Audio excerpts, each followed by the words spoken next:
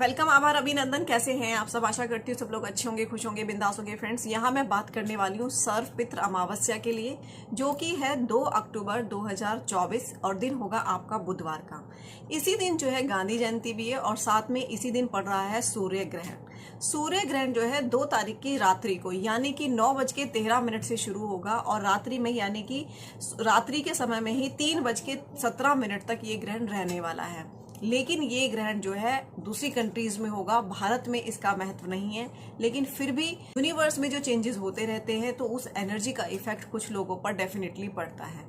जो pregnant ladies हैं उनको अपना विशेष करके खासा ख्याल रखने की जरूरत है इस समय में, क्योंकि ग्रहण के दौरान कुछ काटना पीटना नहीं चाहिए, कुकिंग नहीं करनी चाहिए, पैर फोल्ड करके नहीं बैठना चाहिए, भगवान को स्पर्श नहीं करना चाहिए। कुछ छोटे छोटे से उपाय जो है प्रेग्नेंट लेडीज को इस दिन निश्चित तौर पे करने चाहिए। वो भी लेडीज प्रेग्नेंट है उन लोगों को थोड़ा सा ख्याल रखने की जरूरत है।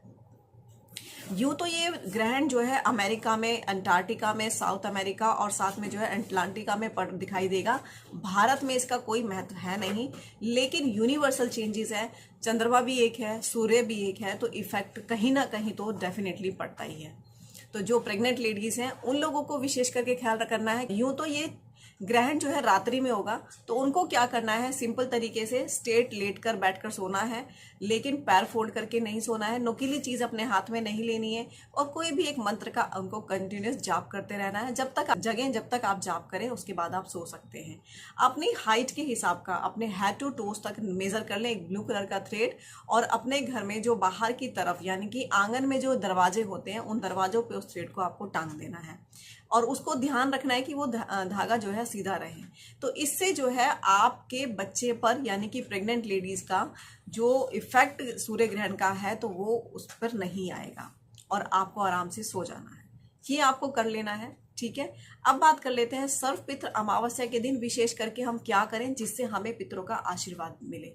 यूं तो हम सभी जानते हैं क्योंकि पितृ अगर नाराज होते हैं तो हमारी जिंदगी में तरक्की, सुख, सौभाग्य, समृद्धि, संतान प्राप्ति का सुख इंसान वंचित रह जाता है। ये कुछ भी उनके जीवन में नहीं हो पाता है, कोई भी अच्छा मांगलिक कार्य उनके जीवन में नहीं होता है। जहां पितृ प्रसन्न होते हैं तो इंसान दिन दोगुनी रात चौगुनी तरक्की करता चला जाता है। सर्व पितृ अमावस्या वाले दिन हम उन पितरों का भी श्राद्ध करते हैं जिनकी तिथि हमें किसी कारणवश हम भूल गए हैं, या इन पितृ पक्ष के दौरान अगर हम कोई श्राद्ध किसी तिथि पे करना भूल गए हैं तो सर्व पितृ अमावस्या के दिन हम उस श्राद्ध को निकाल सकते हैं। श्राद्ध, पितृ का तर्पण, पिंडदान करना, ये आप किसी भी पंडित या समझदार व्यक्ति के साथ बैठकर आप इसे कर सकते हैं। विशेष करके हमें आज के दिन जो है भोजन दान करना चाहिए। किसी भी एक पंडित को, 3 पंडित को या फिर आप 5 पंडित को जो है घर में बुला करके ब्राह्मण को भोजन निश्चित तौर पे कराएं। स्नान दान करें। अमावस्या है तो घर पर ही गंगा जल डाल करके स्नान करें। समय से स्नान कर ले यानी कि सूर्योदय से पहले जगें। अपने पितरों के निमित्त जो है जो भी आपकी कामना है वो आप कर सकते हैं। सर्व पितृ अमावस्या वाले दिन जो है पंच बलि कर्म निश्चित तौर पे करना चाहिए। पंच बलि कर्म क्या होता है कि 5 लोगों का खाना हमें निश्चित तौर पे निकालना होता है। यानी कि ये नहीं कि आप प्लेट भर भर के खाना निकाल रहे हो, थोड़ा थोड़ा सा खाना निकालना होता है। जो भी इस दिन जो है तर्पण या श्राद्ध के लिए जो भी आप खाना बनाओगे उसमें से सबसे पहले आपको गौग्रास निकालना होता है यानी कि गाय के लिए। फिर दूसरा भोग आप निकालते हैं कौवे के लिए, तीसरा भोग निकालते हैं देवताओं के लिए, और चौथा है कुत्ते के लिए, और उसके बाद जो है चींटियों के लिए। इस तरीके से जो है पंच बलि कर्म जो है सर्व पितृ अमावस्या के दिन करना बहुत ही ज्यादा शुभ कर्म माना जाता है। इस उपाय को करके आप अपनी जिंदगी की बहुत सारी समस्याओं से निजात पा सकते हैं। फ्रेंड्स, ये पंच बलि कर्म हमें रेगुलर बेसिस पे भी करने चाहिए, क्योंकि ये कहीं ना कहीं हमारे पितरों से कनेक्टेड होता है और हमारी जिंदगी में जो भी ज्यादा से ज्यादा समस्या होती है, या कई लोगों की कुंडली में ऑलरेडी जब वो बॉर्न होते हैं तो उनकी कुंडली में पहले ही पितृदोष की समस्या ऑलरेडी स्थित होती है, तो उससे निजात पाने के लिए पंच बलि कर्म हमें रेगुलर बेसिस पे भी करने चाहिए और सर्व पितृ अमावस्या के दौरान 101% करना चाहिए। सर्व पितृ अमावस्या के दिन जो है जिन लोगों का श्राद्ध आप लोग पितृ पक्ष में करना भूल गए हैं या गलती से छूट गया है, तो सर्व पितृ अमावस्या के दिन हम उस भूले बिसरे देव अपने पितरों का जो है पिंडदान और तर्पण करते हैं।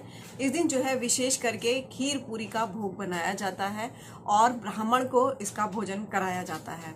साथ में इस दिन जो है अन्न का दान करना भी बहुत ज़्यादा शुभकर माना जाता है, क्योंकि माना जाता है अगर हम किसी ब्राह्मण को अनाज का दान करते हैं तो वो हमारे पितरों के निमित्त जो है तर्पण माना जाता है, या पितरों के निमित्त वो दान माना जाता है। इस दिन जो है एक ब्राह्मण को या 5 को या 7 को, जितनी आपकी सामर्थ्य है, उसको अपने घर में बुला करके उसको भोजन निश्चित तौर पे कराएं। साथ में अपने पितरों से जो है किसी भी गलती से कोई गलती हो गई है या तर्पण करने में कोई मिस्टेक हो गई है या पितृ पक्ष के दौरान उनका सही से आप जो है श्राद्ध नहीं कर पाए हैं, तो उसके लिए जो है आपको अपने पितरों से क्षमा याचना करनी चाहिए और उनसे प्रार्थना करनी चाहिए कि हमसे जो गलती हुई है उन गलतियों के लिए हम आपके क्षमा प्रार्थी हैं और हमारे जीवन में सुख सौभाग्य और समृद्धि ऐसा आशीर्वाद वो आपको दे। इस तरीके से आप हमें अपना आशीर्वाद हमारे ऊपर बनाए रखें, जिससे हम अपनी जिंदगी में आगे बढ़ते रहें। अब यहाँ बात कर लेते हैं कि सर्वपितृ अमावस्या वाले दिन और हमें क्या करना चाहिए। सर्वपितृ अमावस्या के दिन हमें सूखे अनाज का दान करना चाहिए, जैसे कि गेहूं ले सकते हैं, चावल दाल ले सकते हैं, बिस्किट के पैकेट्स ले सकते हैं या चाय की पत्ती ले सकते हैं। जो जिस तरीके से भी आपकी सामर्थ्य है छोटे छोटे से पैकेट्स बनाएं, और जो भी लोग गरीब गुरबा या जो ब्राह्मण जो भी आपके पास रहते हैं उनको इस चीज का निश्चित तौर पे दान करें। अब आती है एक महा उपाय की बारी। इसमें आपको करना है, आपको लेना है एक बाउल, चावल से भर के एक बाउल को लेना है। वो बाउल आपका कांच का भी हो सकता है, स्टील का भी हो सकता है या कांसे का भी हो सकता है, जो भी आपके पास हो उसके हिसाब से आपको वो बाउल लेना है। उस बाउल को, छोटा सा बाउल लेना है, उसको आपको राइस से भर लेना है। राइस भरने के बाद उसके ऊपर आपको रखना है 2 कपूर की टिक्की और 2 लौंग। ये लौंग रख करके इस बाउल को आपको जो है सर्वपितृ अमावस्या वाले दिन रात्रि में, यानी कि शाम के समय, इसको जो है अपने घर के मेन डोर पे कहीं पर भी लेफ्ट या राइट साइड जिस भी जगह पर आप रख सकते हैं वहां पर आप इसको रख दें।